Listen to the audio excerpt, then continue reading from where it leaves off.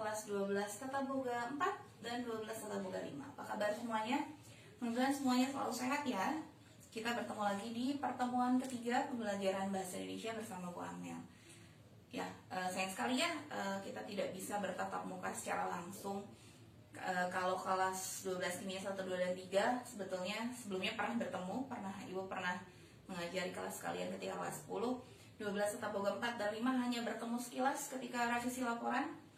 Jadi Ibu belum mengenal kalian satu persatu. Mudah-mudahan nanti ada waktu dan kesempatan kita bisa berkenalan lebih dekat lagi. Ya, baiklah rekan teteh semuanya. Mudah-mudahan semuanya selalu sehat sehingga bisa mengikuti pembelajaran kali ini dengan semangat. Ya, sebelumnya Ibu mohon maaf dengan segala keterbatasan dalam pembelajaran kali ini. Ya. Kali ini kita akan bahas mengenai sistematika surat lamaran kerja. Ya, surat lamaran kerja ini penting. Mengapa? Sebagai lulusan SMK nantinya kalian tentu tujuannya adalah bisa berwirausaha sebetulnya, bisa membuka lapangan kerja. Tapi kalau misalnya belum berjodoh, belum ada rezekinya untuk membuat sebuah usaha, tentunya kita ingin mencari pekerjaan dulu untuk mengumpulkan uang misalnya ya, atau kalaupun yang tidak bekerja mungkin ada yang kuliah, tidak masalah. Tapi setidaknya materi kali ini betul-betul sangat penting karena kita di kedepannya surat lamaran kerja ini akan dibuat gitu ya. Jadi kita akan mulai dengan materi tentang sistematika penulisan surat lamaran kerja. Oke, sebelum masuk ke inti, anak-anakku, surat lamaran kerja yang akan kita bahas adalah surat lamaran kerja model terpisah. Artinya suratnya hanya berupa surat lamaran saja. Kurikulum vitae atau riwayat hidupnya kita buat terpisah. Jadi sebagai lampiran, tidak bergabung dengan surat lamaran kerja yang intinya. Kemudian surat lamaran kerja ini termasuk surat resmi. Mengapa? Karena bahasa yang digunakan itu resmi. Saya ada yang bertanya gini, bukan kalau salah satu ciri surat resmi itu misalnya ada sistematika yang jelas, misalnya salah satunya menggunakan kop surat. Kan surat lamaran kerja yang kita buat tidak ada kop surat, betul. Tapi sistematika, selain sistematika yang jelas tadi, kita lihat salah satunya dari segi bahasa. Surat lamaran kerja itu harus menggunakan bahasa yang baku, yang resmi. Tidak boleh asal, tidak boleh menggunakan bahasa lisan. Tidak boleh seperti bahasa ketika kita membuat surat untuk sahabat, surat untuk pacar misalnya, surat untuk orang tua, berbeda ya. Jadi itu alasannya mengapa surat lamaran ini termasuk ke surat resmi. Nah, ada yang bertanya juga, yang betul itu surat misalnya ada perihal gini, surat lamaran kerja atau surat melamar kerja sih? Yang betul tentu saja lamaran kerja, bukan melamar kerja. Yang dilamar itu gadis gitu ya. Misalnya saya mau melamar gadis itu bukan melamar pekerjaan. Jadi yang betul adalah surat lamaran kerja. Ya, kita mulai ya. Anak-anakku, surat lamaran kerja itu biasanya tergantung perusahaan. Ada yang meminta suratnya diketik secara rapi dalam bentuk MS Word, ada juga yang diminta dalam bentuk PDF, nanti dikirimkan via email dan seterusnya. Tapi beberapa perusahaan masih meminta surat lamaran yang ditulis tangan. Mengapa? Biasanya ini adalah salah satu seleksi perusahaan, seleksi administrasi untuk menentukan kapabilitas seseorang pelamar. Mengapa? Karena dari segi tulisan itu bisa menggambarkan psikologi seorang pelamar. Contoh saja, orang yang tulisannya tekan, menulisnya dengan sekuat tenaga, itu salah satu contoh orang yang berpendirian teguh, keras hati gitu ya. Kalau punya sesuatu keinginan akan diusahakan dengan matang gitu, dengan serius. Tapi kalau orang yang misalnya menulisnya tulisannya miring atau tulisannya sedikit-sedikit salah, sedikit-sedikit tip X, nah mungkin orang ini kepribadiannya agak labil nih, belum matang, belum begitu dewasa, emosinya masih tidak stabil.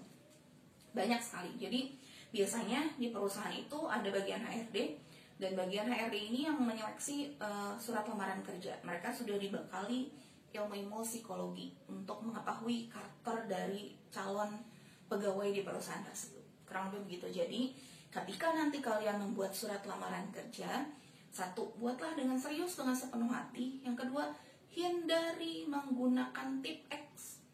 Surat lamaran kerja itu tidak boleh ada salah sedikit pun. Salah titik, salah koma, salah kecoret sedikit, ganti kertas yang baru. Begitu ya, Ibu juga pernah mengalami ketika membuat surat lamaran kerja tidak bisa sekaligus jadi. Beberapa kali baru sampai akhirnya bisa membuat surat lamaran kerja yang mendekati sempurna. Ya, kita lanjut saja. Yang harus diperhatikan ketika membuat surat lamaran kerja, pada bagian isi buatlah seoptimis mungkin, yakin bahwa kita akan diterima, tapi jangan juga terlalu berlebihan sehingga over PD, terlalu tingkat percaya dirinya terlalu tinggi, gitu ya. Jangan sederhana saja, tapi tetap menunjukkan keoptimisan bahwa kita yakin bisa ada di posisi yang kita inginkan di perusahaan tersebut. Tapi jangan juga menjadi seolah-olah kita di posisi yang lemah, misalnya. Berdasarkan iklan yang saya lihat di sebuah surat kabar bahwa perusahaan membutuhkan karakter orang yang begini. Saya merupakan orang yang begini. Saya berasal dari keluarga yang kurang mampu. Saya sudah berusaha dengan semangat bla bla bla. Segala macam dikeluarkan jadi seperti curhat atau kesannya bahkan merendahkan kemampuan diri. Itu juga dihindari, ya. Baiklah, anak-anak sekalian, kita lanjut saja. Yang pertama, tentang sistematika surat lamaran pekerjaan, bagian pojok kanan atas. Oh ya, sebelumnya, kalau bisa ketika Ibu menjelaskan ini, kalian juga menyiapkan buku catatan. Jadi ketika Ibu membahas satu, langsung dicatat, tulis yang pentingnya. Tulis poin-poin penting yang mungkin nanti tidak sempat Ibu catat di papan tulis yang kecil ini. Jadi langsung saja kalian catat di buku, ya.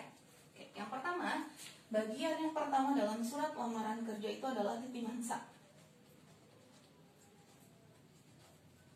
Titik mangsa itu seperti biasa ada nama kota, misalnya kita tulis Bandung. Gunakan koma. Tanggalnya misalnya 12 Juli 2020. Segitu cukup ya. Sebetulnya titik mangsa tidak terlalu rumit, semuanya sudah paham. Biasanya kekurangannya itu adalah menggunakan tanda koma. Ada beberapa jenis penulisan titik mangsa yang menggunakan strip atau bulan yang ditulis pakai angka, misalnya 12 strip 07 strip 20. Nah, itu agak kurang resmi. Jadi untuk surat lamaran kerja gunakan titik mangsa yang seperti ini. Nama kota, koma, tanggal, bulan, dan tahun ditulis lengkap. Jelas ya? Di sebelah kirinya sejajar dengan titik mangsa, sejajar dengan tempat, tanggal, bulan, dan tahun dibuatnya surat, ada perihal. Atau bisa disingkat hal. Nah, perihal tadi yang sudah Ibu singgung di awal. Jadi perihalnya karena ini surat lamaran kerja, ya ditulis saja lamaran kerja. Bukan melamar pekerjaan. Karena pekerjaan tidak bisa dilamar, yang dilamar itu gadis, ya. Perihal. Kemudian ada lampiran. Apa itu lampiran? Lampiran adalah berkas-berkas yang kalian tambahkan pada selain dari surat intinya. Misalnya, ya, misalnya ini surat lamarannya. Di belakangnya nanti ada fotokopi KTP, fotokopi SIM mungkin, kemudian fotokopi ijazah dan lain sebagainya. Itu adalah lampirannya. Jadi lampiran dihitung ada berapa lembar, nanti tinggal dituliskan saja. Misalnya lampiran 10 lembar. 1 berkas lampiran, gitu ya. Kalau tidak ada ya tinggal dikosongkan saja strip. Tidak ada lampiran atau tidak usah ditulis sama sekali. Kalau ada lampirannya tulis seperti itu. Jelas ya sampai di sini? Kita lanjutkan. Setelah ada perihal dan lampiran, tadi nomor 1, nomor 2. Nomor yang ketiga adalah kepala surat, alamat yang dituju. Alamat yang dituju, ini tadi nomor 2.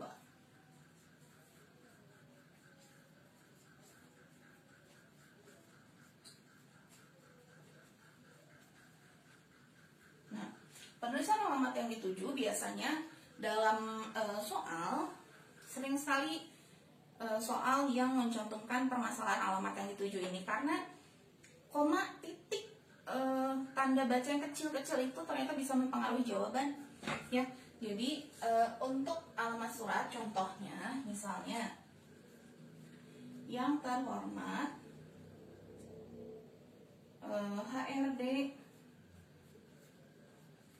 PT Kimia Farma. Sampai sini ini sudah betul, tidak pakai titik. Yang terhormat HRD PT Kimia Farma. PT tidak menggunakan titik. Mengapa? PT itu termasuk lembaga. Jadi kalau lembaga itu tidak membutuhkan titik meskipun singkatan. Misalnya SMK. SMK itu kan singkatannya, tapi nama lembaga, jadi tidak usah S titik M titik K titik. Semuanya diberi titik. Tidak semua singkatan diberi titik. Kecuali nama orang, misalnya Muhammad Agung Maulana. Muhammad disingkat MOCH, Moch titik Agung. Maulana M-nya disingkat lagi M titik, itu boleh.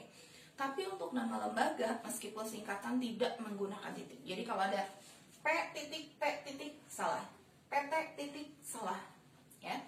Nama perusahaan kalau disingkat tidak perlu menggunakan titik. Sampai di sini.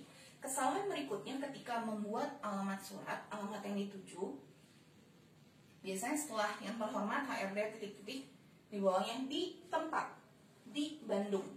Itu juga kurang tepat, tidak usah menggunakan di titik-titik dan sekian. Kalau orang yang menerima suratnya sedang di WC, bagaimana? Di WC gitu, enggak ya. Jadi di bawahnya setelah jelas ditujukan pada siapa, langsung tulis alamatnya. Penulisan jalan jangan disingkat. Jalan Setiabudi misalnya.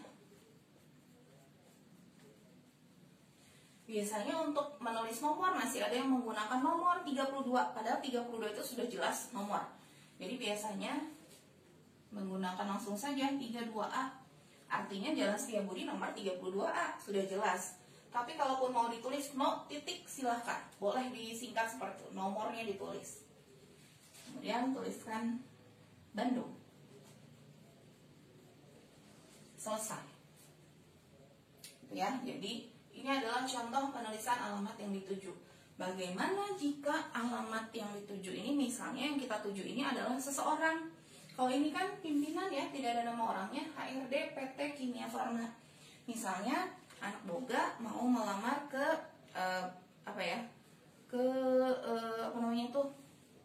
misalnya restoran siap saji atau kafe misalnya dan sebagainya, atau misalnya catering atau ya apapun lah gitu ya.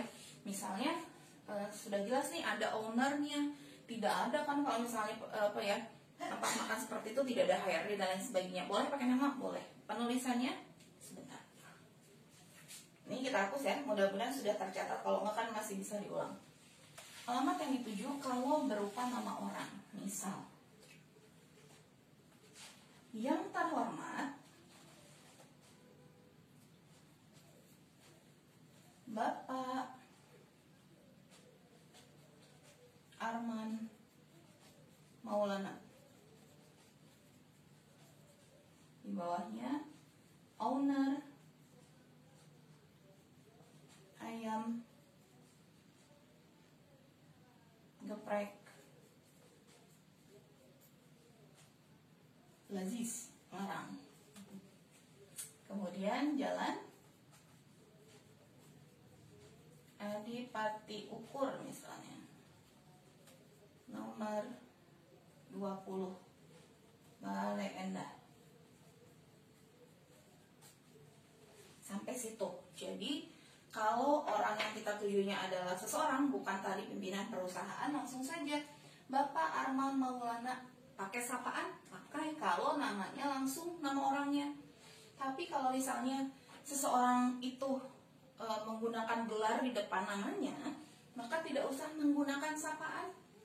Misalnya Pak Arman Maulana ini selain haji, dia juga dokter Andes misalnya, punya gelar, atau asalnya insinyur, kemudian ada gelar haji. Haji mah saja ya, hajah mah ibu-ibu. Haji. Yang terhormat Insinyur Haji Arman Maulana, tidak usah lagi menggunakan Tidak usah lagi menggunakan sapaan. Misalnya, Dr. Nanda Marta Tilaar, ada gelar di depan namanya, tidak usah menggunakan ibu. Kalau tidak ada gelar di depan namanya, menggunakan ibu. Ibu Tuti Lestari, Ibu Maimunah misalnya, gitu ya. Jadi tidak usah menggunakan sapaan. Sampai sini cukup jelas ya. Jadi untuk alamat surat, oh ya, biasanya masih banyak kesalahan. Alamat surat ini kan ada dua, ada alamat dalam, ada alamat luar. Alamat luar itu diletakkan di amplop. Ingat, ketika membuat surat lamaran kerja, hindari menggunakan amplop yang kecil, yang panjang itu. Jadi surat lamaran kerjanya digulung-gulung, dilipat gitu ya. Nah, untuk kerapihan biasanya menggunakan amplop yang besar, yang coklat itu yang ada tali, sehingga kertasnya berkasnya tidak terlipat. Nah, bagian luar amplop biasanya ada kepada yang terhormat. Kalau mau menggunakan kepada, silakan saja untuk penegasan ini suratnya ditujukan untuk siapa. Tapi hanya digunakan di luar amplop, maksudnya di amplopnya. Ketika alamat yang di dalam suratnya cukup begini saja, tidak usah mencantumkan lagi kepada, karena sudah jelas ditujukannya untuk siapa. Ya, jadi tidak usah menggunakan kepada yang terhormat, langsung saja yang terhormat. Mudah-mudahan dipahami ya, tidak terlalu cepat. Kita lanjutkan ke sistematika berikutnya.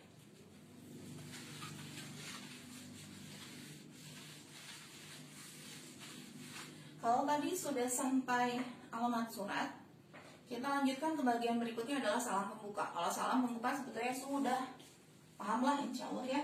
Tadi nomor 1, nomor 2, nomor 3, sekarang nomor 4 berarti. Ada salam pembuka. Salam pembuka biasanya paling lazim digunakan itu assalamualaikum atau dengan hormat. Kalau sudah yakin bahwa orang yang kita tuju atau perusahaan yang kita tuju itu beragama Islam, boleh menggunakan assalamualaikum.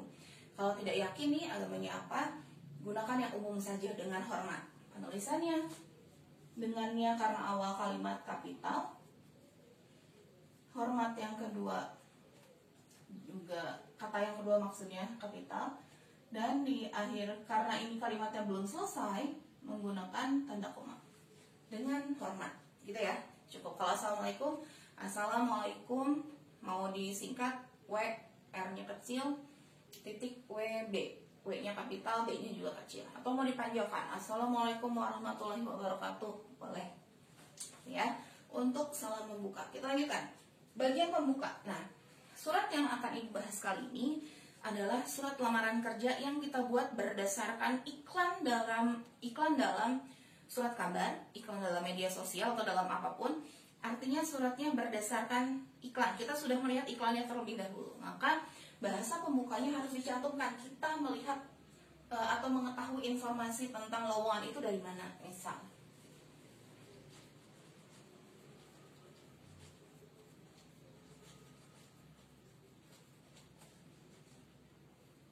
berdasarkan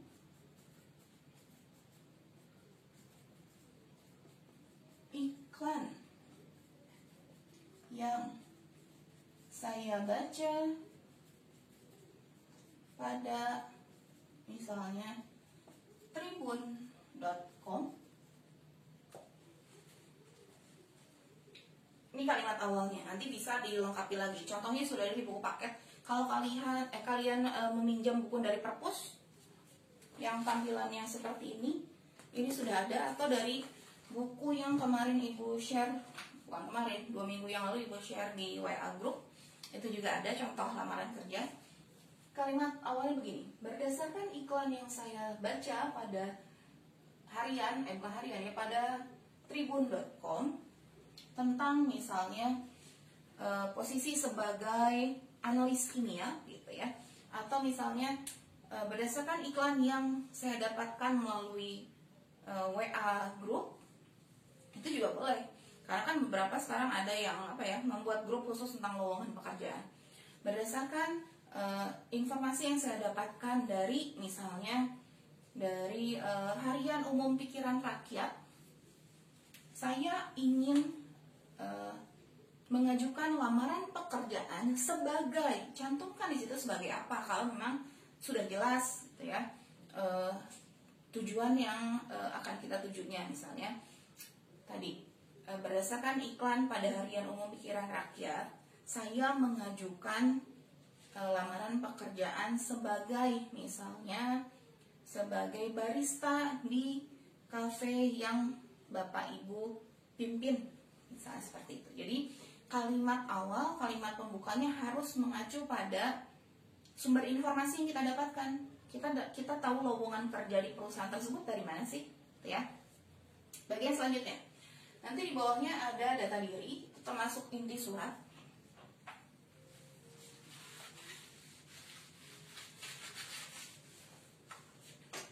Ya, di bagian inti surat biasanya mencantumkan biodata sekilas saja.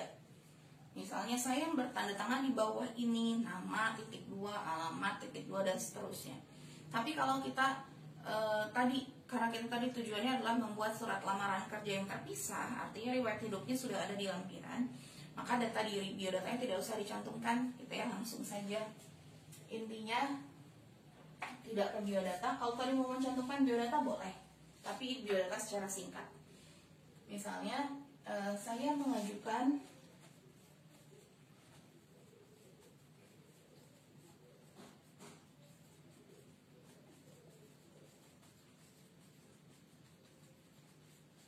sebagai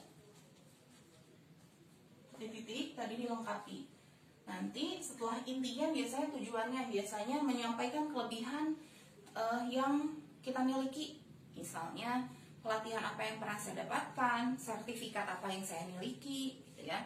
Kalau misalnya di rumah makan tadi misalnya saya pernah mendapatkan pelatihan table manner, misalnya saya pernah melaksanakan prakerin di restoran apa, gitu, silakan cantumkan.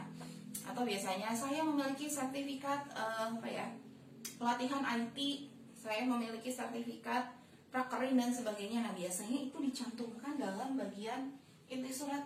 Artinya di bagian inti surat kita mengeksplor tadi hal-hal optimis dari diri kita sendiri yang akan membuat si pemilik perusahaan tertarik. Wah, ini calon pelamar bagus nih, berkompeten, kira-kira seperti itu, ya. Kita lanjutkan. Bagian berikutnya adalah bagian penutup surat.